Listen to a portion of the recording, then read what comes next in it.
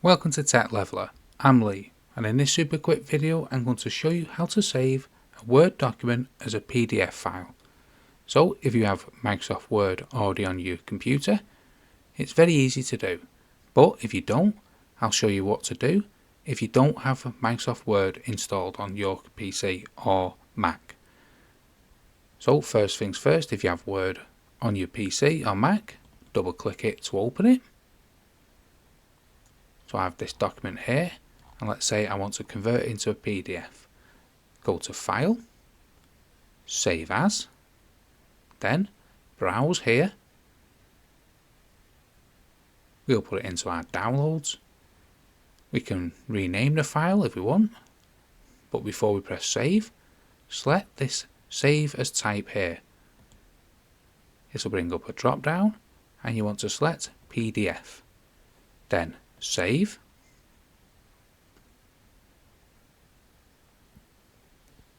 And there you go. It's saved as a PDF file in your downloads. So let me show you that quickly. Oops. Downloads. And there's the file.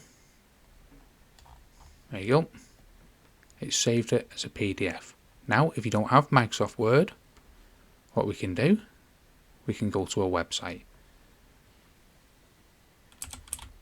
ilovepdf.com, and you want to select all PDF tools here, and then you want to select Word to PDF. You can drag the Word document into here or select this big red button. I always find that easiest. Select the Word file, mine's on the desktop, then press Open. Then we want to select Convert to PDF. This should be relatively quick, depending on the size. It'll convert it to a PDF and it should auto download onto your PC or Mac. If it doesn't, press this big red button here.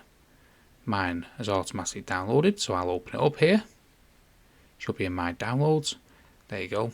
It's the same file name, it's added a 1. But there you go. That's how to do it through a website.